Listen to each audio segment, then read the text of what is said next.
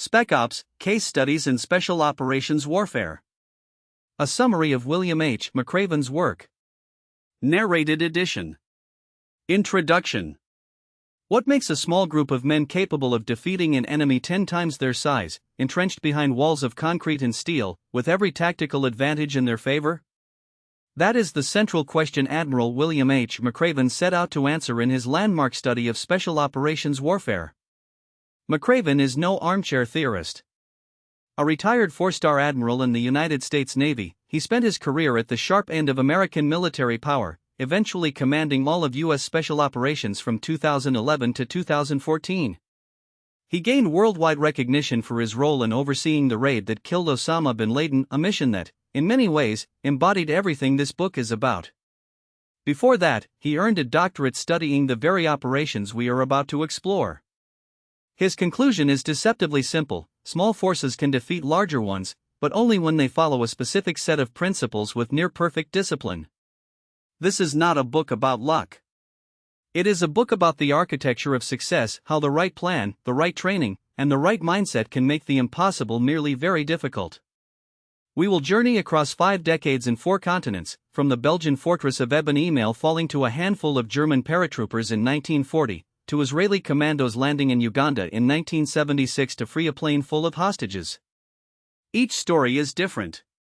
The lesson running through all of them is the same. Chapter 1: The Theory of Special Operations. Military history is filled with theories of war. Clausewitz wrote about the nature of conflict. Sun Tzu offered timeless wisdom on strategy. But for all the volumes written about warfare, there has been a surprising absence of any serious, unified theory explaining why small, specialized forces sometimes achieve what conventional armies cannot. McRaven set out to fill that gap. The foundation of his theory rests on a concept he calls relative superiority. It sounds technical, but the idea is straightforward. At some point in a special operation, a small attacking force must gain a decisive advantage over a larger, better defended enemy and hold that advantage long enough to complete the mission. The attacking force doesn't need to be stronger overall. It just needs to be stronger at the right moment, in the right place. Think of it like a key turning a lock. The key doesn't need to be bigger than the door.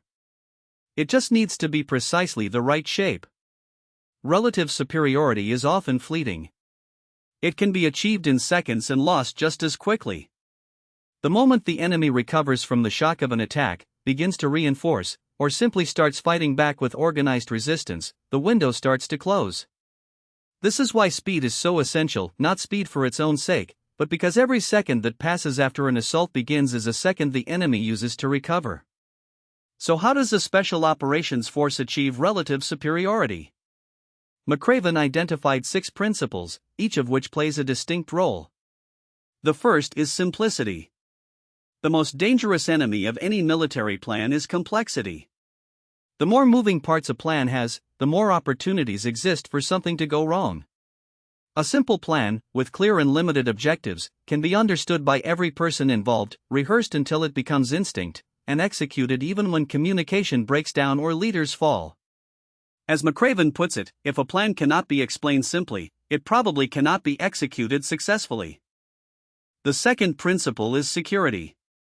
In special operations, the enemy almost always holds the advantage of position. They are behind their walls, in their compounds, on their ships. The attacking force has just one advantage the defender cannot manufacture: the element of surprise. Operational security, the strict control of who knows what, and when, is the guardian of that advantage. The moment an operation leaks, the balance of power shifts dramatically toward the defender. The third principle is repetition. Elite soldiers are not born, they are built through endless practice. Every rehearsal irons out a wrinkle in the plan, builds muscle memory in the soldiers, and reveals problems that looked invisible on paper. The goal is to make the mission feel familiar before anyone sets foot in hostile territory. The fourth principle is surprise. Even with perfect security, surprise still has to be engineered. It requires choosing the right moment, the right approach, the right deception. It means doing the unexpected, landing gliders on top of a fort, attacking from underwater, arriving at the wrong airport.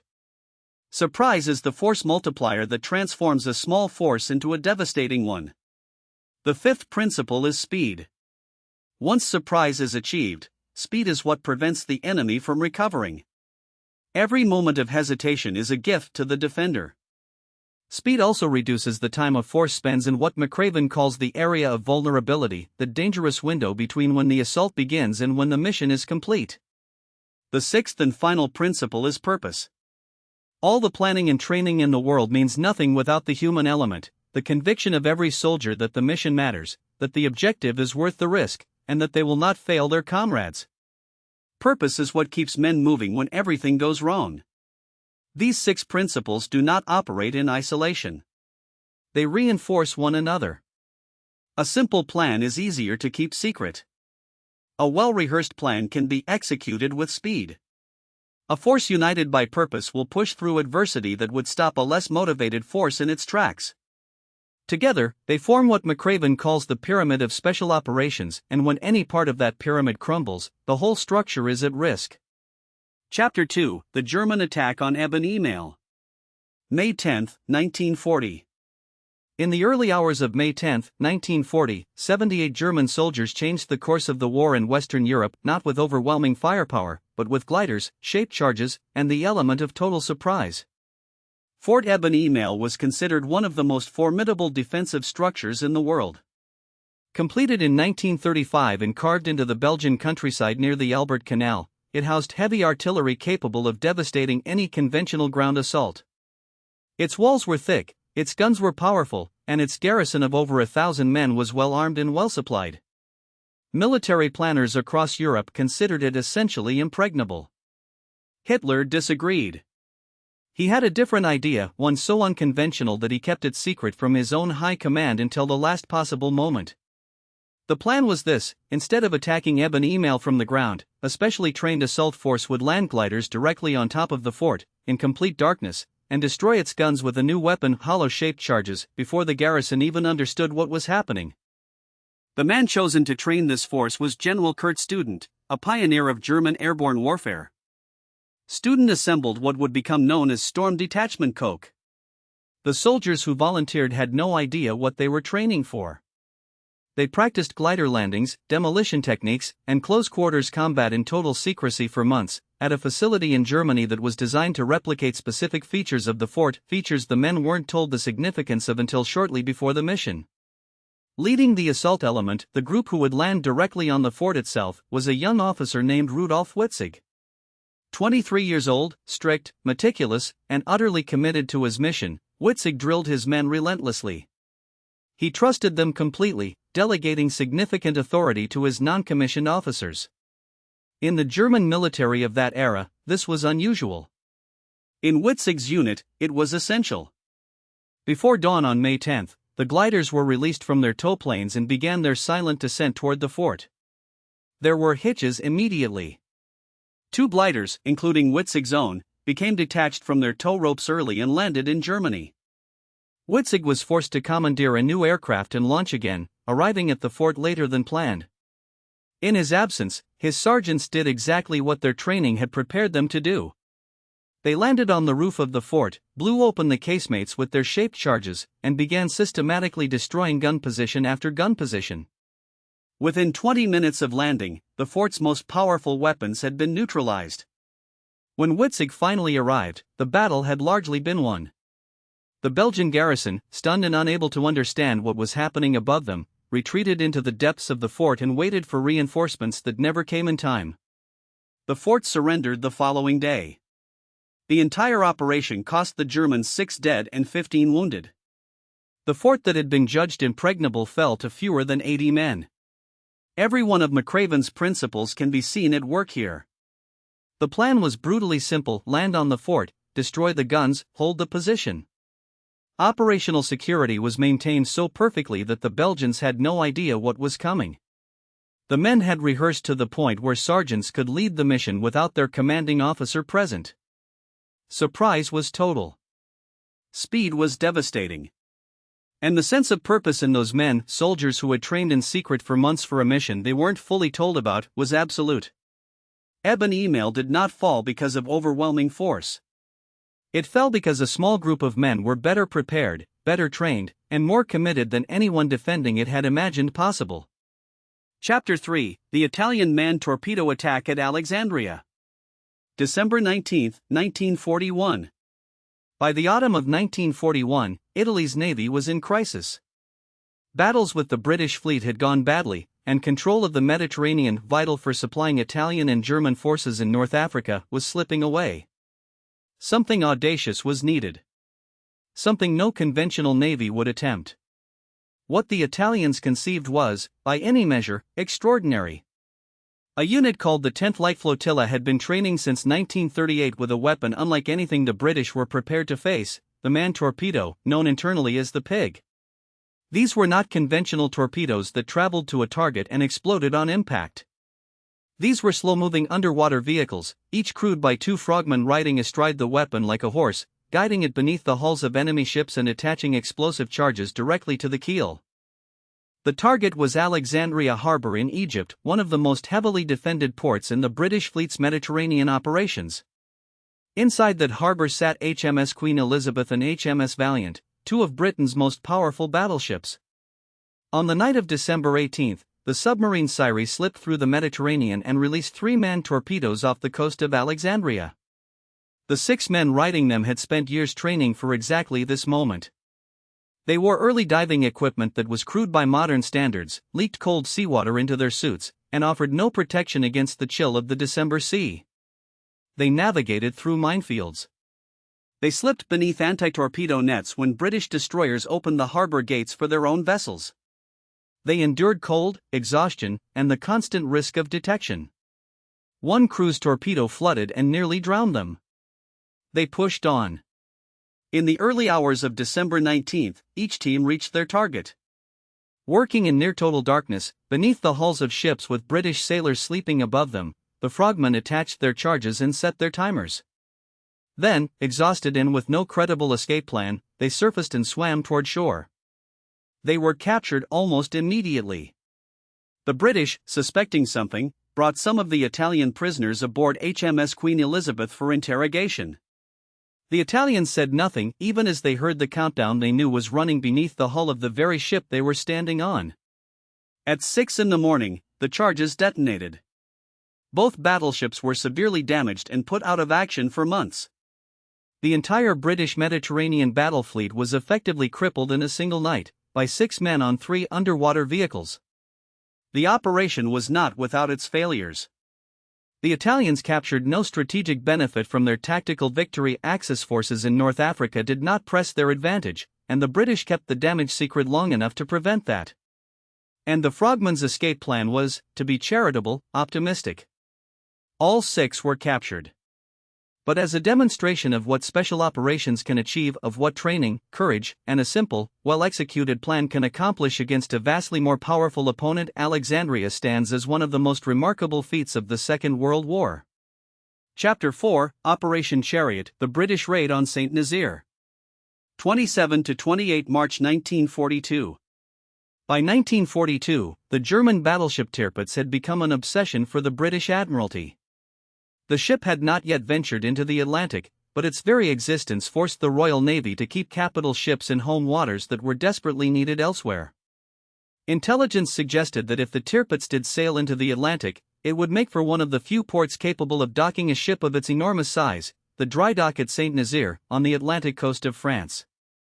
The Normandy dock at Saint-Nazaire was the largest in the world outside of Britain. Destroy it, and the Tirpitz would have no safe harbor on the Atlantic. The strategy was elegant. The execution would be anything but. Saint-Nazaire was heavily defended, surrounded by shoal waters that made naval approach treacherous, and the dock itself sat deep inside a fortified port. When British planners first looked at the target, most dismissed it as suicidal. Lord Mountbatten, now leading combined operations, disagreed. The plan that emerged was audacious to the point of recklessness. An old destroyer, HMS Campbellton, would be disguised to look like a German ship, packed with delayed-action explosives, and rammed directly into the dock gate.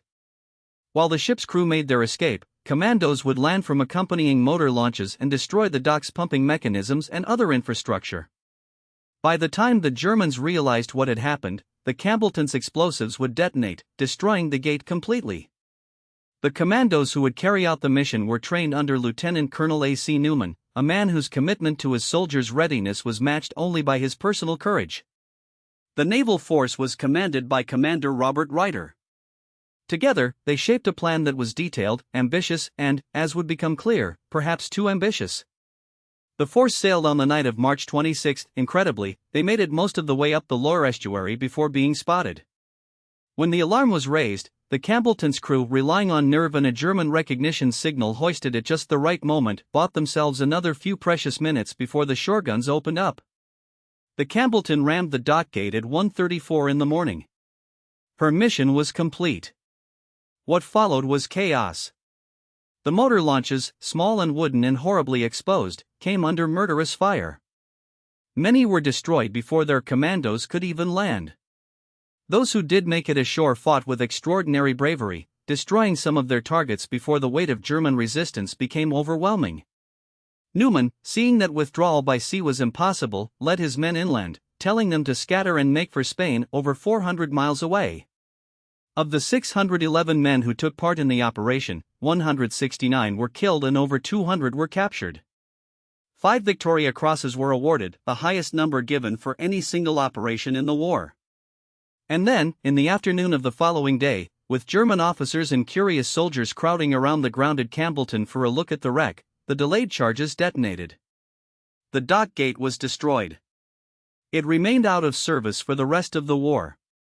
The Tirpitz never entered the Atlantic. Operation Chariot is a deeply complicated case study. The primary objective was achieved. The cost was staggering.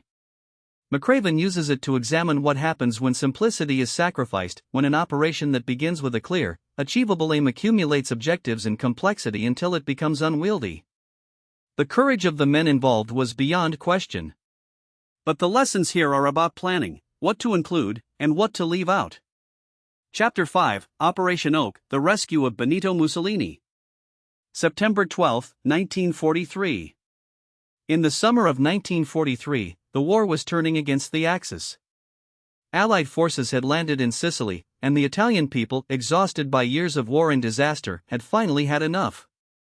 On July 25, the Italian Grand Council voted to remove Mussolini from power. He was arrested that same day. Within weeks, Italy was negotiating a separate peace with the Allies. For Adolf Hitler, this was an intolerable humiliation. He had invested enormously in the alliance with Mussolini, and he was not prepared to see his old friend handed over to the Allies as a prisoner. He summoned an Austrian officer named Otto Skorzeny and gave him a mission: find Mussolini, wherever he was being held, and bring him back. Skorzeny was a formidable man, physically imposing, supremely confident, and possessed of an audacity that bordered on recklessness. He had a dueling scar on his cheek that he wore without apology. He once said that pain had taught him not to be afraid of it, and that the same principle applied to war. You pick your target, you commit, and you do not hesitate. Finding Mussolini was the first challenge. The Italians moved him repeatedly, trying to hide him from both the Germans and any potential rescue. Through intelligence, persistence, and no small amount of luck, Skorzeny eventually traced him to a remote hotel on the summit of Gran Sasso, the highest peak in the Apennine Mountains. The hotel sat at nearly 7,000 feet, accessible only by cable car. It was guarded by over 200 carabinieri. A ground assault was out of the question. A parachute drop onto a mountain peak in unknown conditions was extremely dangerous. Skorzeny proposed landing gliders directly on the mountaintop on a tiny sloping meadow barely large enough for the aircraft. On September 12, 12 gliders released their tow ropes and began descending toward the peak. Several crash-landed on the rocky slope. Others landed hard and disgorged their soldiers into the thin mountain air. Skorzeny, with characteristic boldness, was among the first out. He had brought an Italian general with him, a masterstroke of psychological warfare. The sight of an Italian officer shouting at the guards to stand down created just enough confusion to prevent the carabinieri from mounting a defense. Within 4 minutes, Mussolini was in German hands. He was bundled into a small Fiesler Storch aircraft, far too small for a man of Mussolini's girth, plus a pilot, plus Skorzeny, who absolutely refused to leave on a separate aircraft. The plane struggled to lift off the mountain, plunging briefly into a ravine before climbing away. Scorzani delivered Mussolini to Hitler personally. He received Germany's highest military decorations and became an instant legend. As a special operation, Gran Sasso was a triumph of boldness over numerical reality. Scorzani had fewer men, worse terrain, and worse intelligence than the operation arguably required. What he had was a clear objective, a willingness to take calculated risks, and soldiers who trusted him absolutely. The principles held: simplicity, surprise, speed, security, and an almost ferocious sense of purpose. Chapter 6, Operation Source: Midget submarines attack the Tirpitz.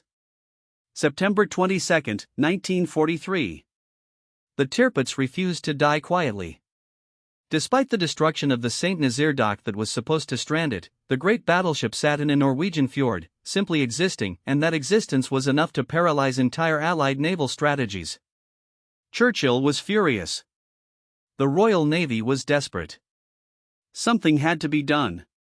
The solution the Navy had been quietly developing was extraordinary: the X-Craft, a midget submarine roughly 50 feet long, crewed by 4 men, capable of sneaking beneath anti-torpedo nets and depositing massive explosive charges directly beneath an enemy ship's hull. They were brutal craft to operate, essentially an elongated metal tube, cold, cramped, and claustrophobic in a way that tested the nerves of even the most experienced submariners. The men who volunteered to crew them knew the odds. Lieutenant Donald Cameron, who would command X-6, later described the psychological experience of sitting inside a midget submarine before action: the darkness, the cold, the sound of the sea pressing against the hull, and the knowledge that escape, if something went wrong, was largely theoretical. On September 22, 1943, after weeks of training and a grueling tow across hundreds of miles of open sea, X-6 and X-7 cut their tow ropes and began their approach to the Tirpitz's anchorage in Kofjord. What followed was a nightmare of mechanical failures, navigational confusion, and sheer physical endurance. X-6 struck an obstacle and was briefly forced to surface in full view of the anchorage, somehow without being fired upon. She dived again, became entangled in a net, fought free, became tangled again. Cameron drove her through anti-torpedo nets by feel, navigating by compass and guesswork. X-7 had similar troubles. Both submarines placed their charges beneath the Tirpitz. Both were then destroyed, scuttled or sunk in the chaos of the detonation. All 8 crew members were captured. When the charges went off, the explosion lifted the Tirpitz bodily in the water. The shock to the hull knocked out her main engines, flooded compartments, threw men off their feet, and put the ship completely out of action for 6 months. She never fired her main guns at an enemy vessel for the rest of the war. Cameron and his co-commander, Lieutenant Godfrey Place, both received the Victoria Cross. They accepted their decorations as prisoners of war. Operation Source illustrates something important about the principles McRaven describes. Every one of those principles was applied with remarkable fidelity. The plan was as simple as a plan to place explosive charges beneath a heavily defended battleship can be. The operation was a secret. The crews rehearsed exhaustively. Surprise was achieved. Speed of execution saved the mission when mechanical failures threatened to unravel it. And the purpose, the burning desire to take down the ship that had haunted Allied commanders for years, was woven into every decision every crew member made. Chapter 7, The U.S. Ranger Raid on Cabanatuan. January 30, 1945.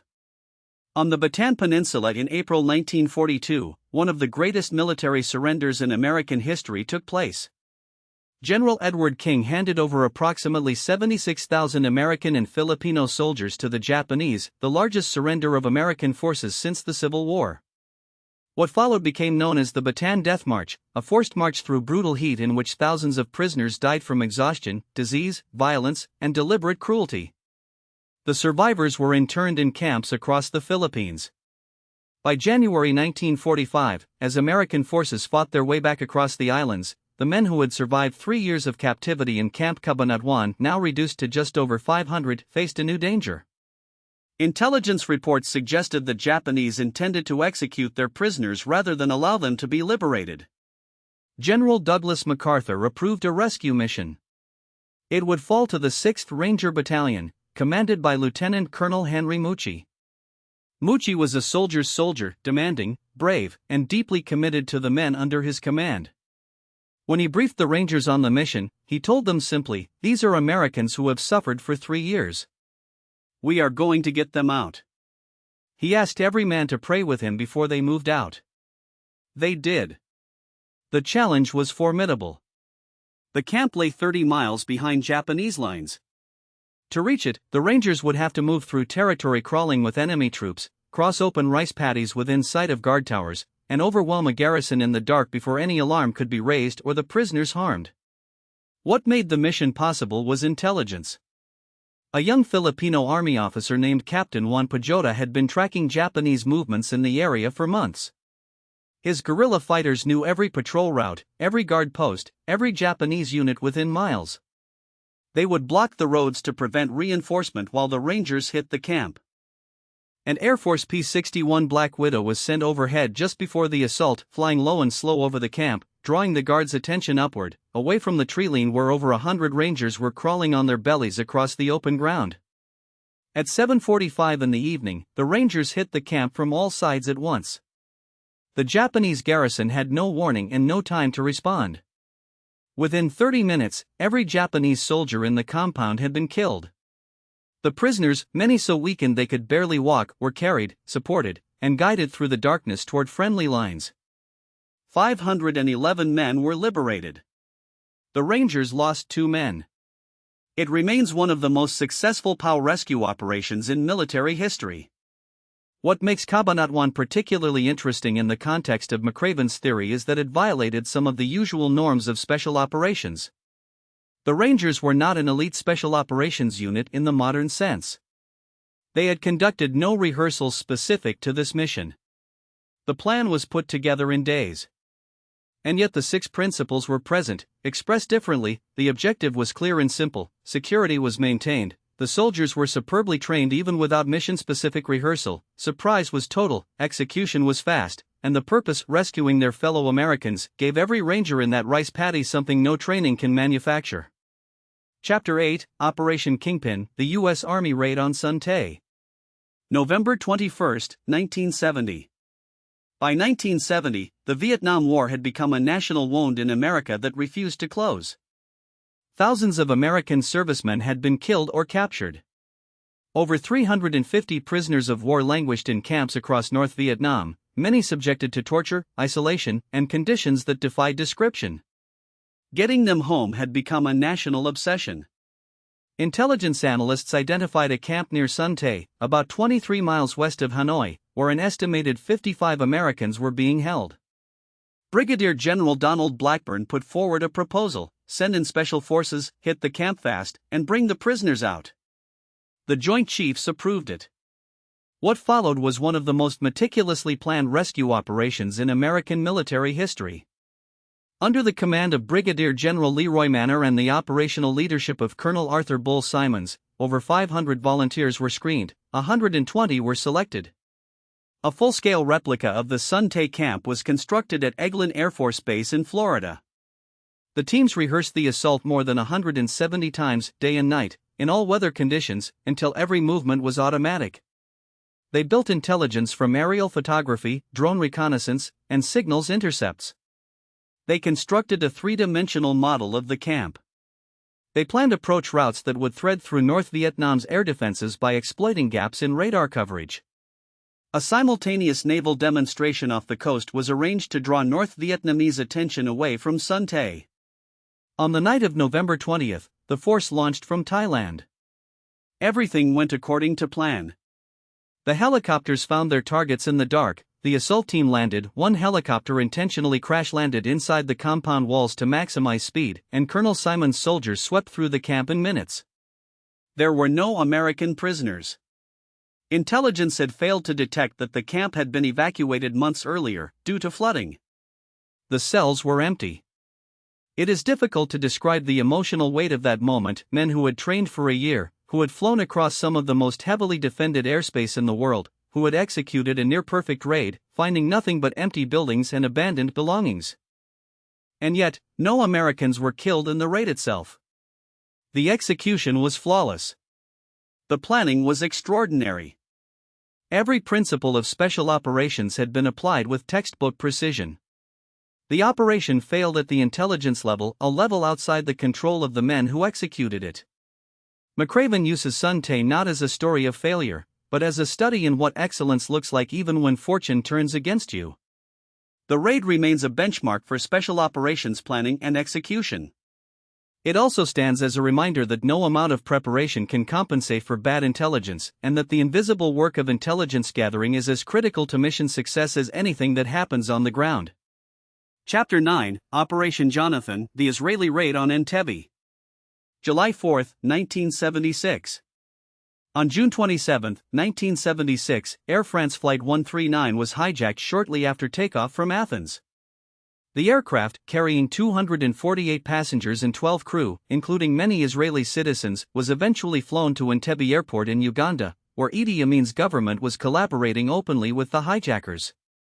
The terrorists had a list of demands: the release of Palestinian prisoners held in Israel and other countries. Their deadline was 1 week away. If their demands were not met, they would begin executing hostages. For Israel, this was not a negotiation, it was a challenge to the foundational principle that the state would never abandon its citizens to terrorist violence. Within hours of the hijacking, the Israeli Defense Forces began planning a rescue. The obstacles seemed almost insurmountable. Entebbe was nearly 2,500 miles from Israel.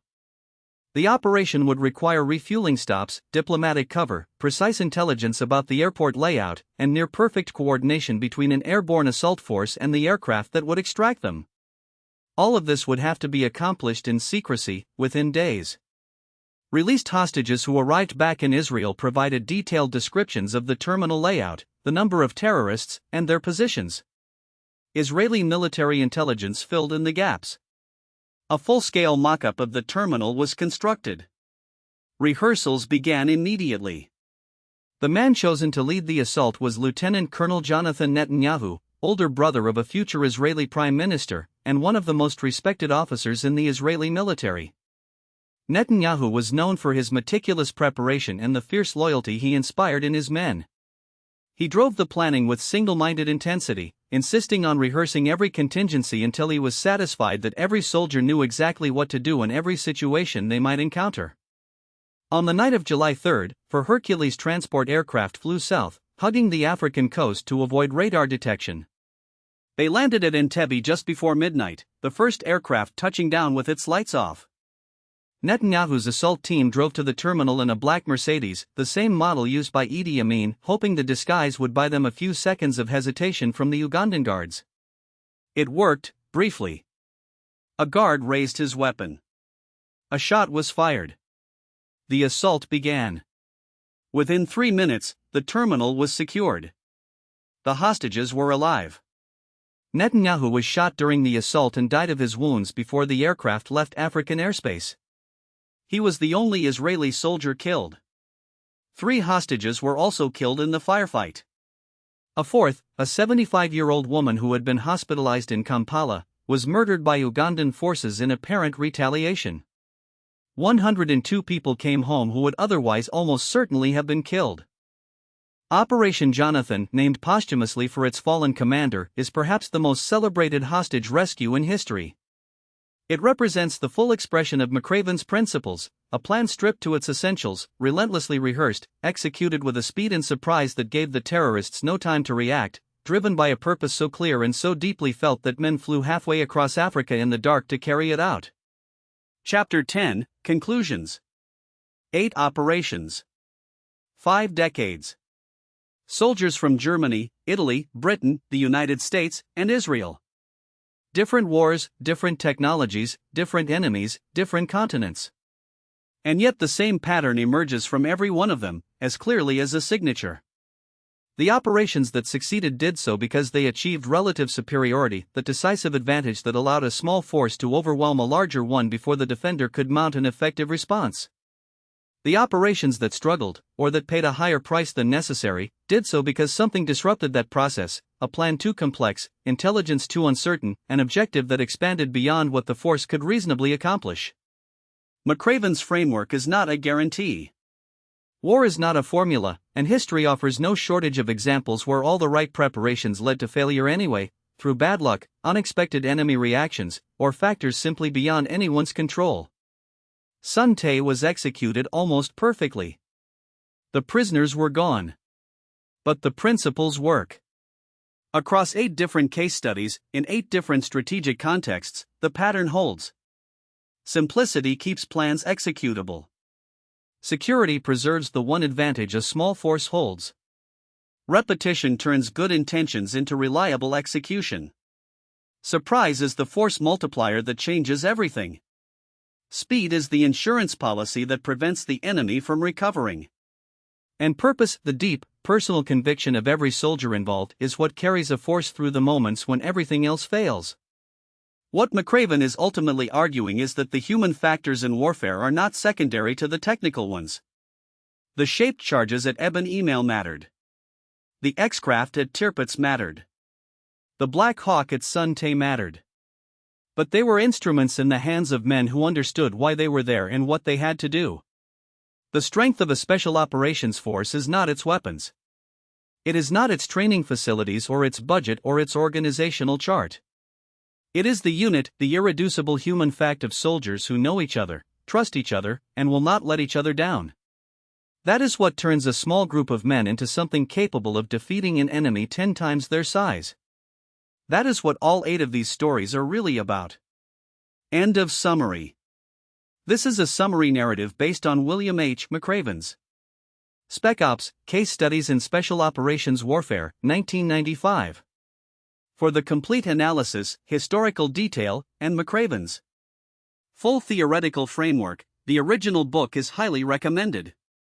Bonus chapter, A Broader Theory of Special Operations. Based on the work of Dr. Robert G. Spulak, Jr., Sandia National Laboratories. McRaven's 6 principles, simplicity, security, repetition, surprise, speed, and purpose, gave us a powerful framework for understanding how small forces win against larger ones in direct action missions. But a researcher named Dr. Robert Spulak, working at Sandia National Laboratories and the Joint Special Operations University, asked a deeper question: why do special operations forces exist at all? What is it about the nature of war itself that makes elite small units not just useful, but necessary? His answer takes us further down the same road McRaven started us on, and it changes how we think about what makes a special operator special. The problem with defining special operations. Here is the core difficulty. Every time someone tries to define special operations by listing what special forces do, their missions, their equipment, their tactics, the definition becomes outdated almost immediately. Night vision equipment was once exclusively a special operations capability. Then conventional forces adopted it. Laser-guided targeting was once a SOF specialty. Now it's routine across the military. Precision strikes that once required a commando on the ground can now be delivered by a drone flying at altitude. If you define special operations by their tasks, you are always chasing a moving target. The tasks change. The technology changes. What was special yesterday becomes standard tomorrow. Spulak's argument is that this misses the point entirely.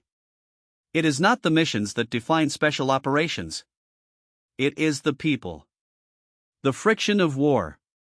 To understand why special operators exist, Spulak starts where every honest military theorist must start, with Clausewitz's concept of friction. Clausewitz famously wrote that in war, everything is simple, but the simplest thing is difficult. What he meant was that war is not like a chess game played in a quiet room. It is played in chaos, fear, exhaustion, and uncertainty. Every plan looks clean on paper. The moment it meets reality, it starts to unravel. Friction, in Clausewitz's sense, is the gap between what you intend and what actually happens. It comes from several sources: the physical and psychological limits of human beings under combat stress, the fog of incomplete and often wrong information, the unpredictability of what the enemy will do, and the sheer complexity of coordinating large numbers of people and machines in a lethal environment. These are not problems you can engineer away. They are not bugs in the system, they are features of war itself, baked in by the fundamental nature of violent conflict between determined human beings. Better communications help, but don't eliminate them. Better intelligence helps, but doesn't eliminate them. The enemy always has a vote, and the enemy is always trying to create friction for you while you are trying to create it for them. Conventional military forces, armies, navies, and air forces organized in the traditional sense, are shaped by friction. Their size, their doctrine, their rigid structures, their emphasis on unity of command and standardized procedure, all of these are responses to the reality of friction. A large force with a wide range of human abilities needs strong structure to function reliably under the pressure of combat. You cannot count on every soldier to improvise brilliantly. You need a system that produces reliable, predictable performance from an average cross-section of human beings operating under extreme stress. That is a strength. It is also a limitation. The distribution of human capability. Spulak frames his theory around a simple but illuminating idea. Imagine plotting the abilities of military personnel on a graph. Physical endurance, clarity of thought under stress, language aptitude, performance under uncertainty, whatever the attribute, the distribution of human ability follows a familiar bell curve. Most people cluster around the average. A few score very high. A few score very low. Conventional military forces draw from the whole population. Their doctrine and organization must work for the whole bell curve. Special operations forces are something different. They are selected from the high end of that distribution through brutal screening processes that most candidates fail, and then further refined through training that would break the majority of those who passed selection. The result is a much smaller group with a much tighter, much higher distribution of the attributes that matter in war. This is not just about physical toughness, though that matters. It is about mental and psychological attributes, the ability to think clearly when exhausted and terrified, the capacity to make sound decisions with incomplete information, the willingness to act independently when communication breaks down, the creativity to improvise a solution when the plan falls apart, the resilience to keep going when quitting would be rational. These attributes cannot simply be trained into anyone. They can be developed in people who already possess the underlying potential, which is why selection matters as much as training in special operations forces. And because the pool of people who genuinely possess these attributes at the required level is small, special operations forces will always be a small fraction of overall military strength. You cannot solve the problem of insufficient special operators by simply recruiting more of them, because you cannot manufacture the underlying human qualities in unlimited quantities. Lower the standards and you no longer have special operators, you have elite light infantry, which is a different and less capable thing. The three qualities that define SOF. From this foundation, Spulak identifies three fundamental qualities that distinguish special operations forces from every other kind of military organization, including elite conventional units. The first quality is that SOF are elite warriors. This sounds obvious, but Spulak means something specific. Special operators are not just better conventional soldiers. They are engaged directly in the fundamental nature of war, destroying the enemy or creating in the enemy the credible fear of destruction. They operate at the sharp end of strategy. Every attribute they possess, physical, mental, psychological, is oriented toward that most basic and brutal reality of warfare. The second quality is creativity. This is perhaps the most important and least understood quality of special operations forces. Creativity, in Spulak's framework, does not mean artistic imagination. It means the ability to immediately change the combat process, to alter the fundamental way in which an operation unfolds so that the usual rules no longer apply in the enemy's favor. Conventional forces can change their methods too, but only slowly and institutionally. New tactics have to be codified, trained, and standardized across thousands of personnel before they become operationally useful. By the time a new approach is ready for conventional forces, the situation may have changed entirely. Special operators can change the game on the fly. When 6 Italian frogmen rode manned torpedoes through the defenses of Alexandria harbor, they were not following a conventional playbook. When a handful of German paratroopers landed gliders on the roof of Fort Eben Emael, they invented an entirely new kind of warfare in a single morning. When a Navy SEAL lieutenant disguised himself as a Vietnamese fisherman and paddled a sampan into enemy territory to rescue a downed pilot, he was solving an impossible problem by refusing to accept the terms of the problem as stated. That is creativity in Spulak's sense. And it is inseparable from the kind of people special operators are. Creativity at that level requires not just intelligence but the psychological capacity to act boldly on an unconventional idea under conditions of extreme stress and genuine mortal risk. The third quality is flexibility. A small special operations unit can have a wider range of capabilities than a much larger conventional unit. A special forces team can conduct direct action, reconnaissance, unconventional warfare, hostage rescue, counterterrorism, foreign military training, civil affairs, and psychological operations, often with the same personnel. A conventional battalion has a much narrower operational repertoire, because the wider distribution of personnel makes it impractical to train and maintain competency across such a diverse range of missions. This flexibility also makes special operations forces more independent. They do not need the elaborate support structure, the logistics tail, the combined arms dependencies, the command and control hierarchy that conventional forces require to function. A small team can insert, operate, and extract with minimal support. That is both a tactical capability and a strategic one, because it means SOF can operate in places and times where conventional forces cannot. How these qualities answer friction. Spulak's elegant insight is that these three qualities map directly onto the three fundamental sources of friction in war.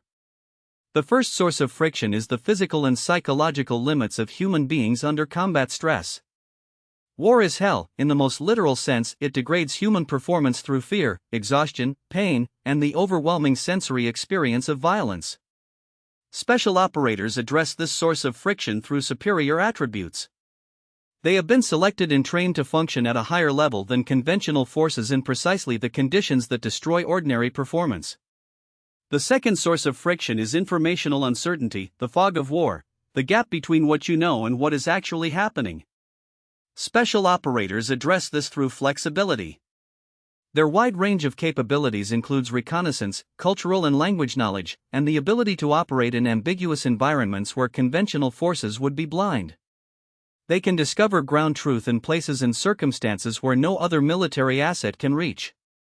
The third source of friction is the fundamental unpredictability of combat, the nonlinear nature of violent conflict, where small differences in action can produce enormous differences in outcome, and where the enemy's response can never be fully anticipated. Special operators address this through creativity by changing the combat process itself, so that the unpredictability works in their favor rather than against them. If the enemy cannot anticipate what you will do because no one has ever done it before, his ability to prepare a defense is severely limited. This is why McRaven's principles work. They are not arbitrary rules someone invented. They are responses to the underlying realities of friction in war. Simplicity reduces the complexity that friction exploits.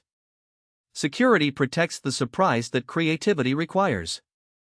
Repetition builds the muscle memory that sustains performance when stress degrades it.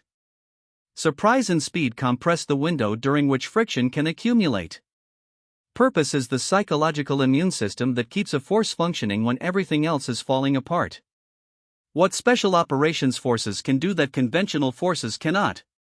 Because SOF have fundamentally different limitations than conventional forces, Spulak argues they should not be thought of merely as an add-on or a complement to conventional military operations.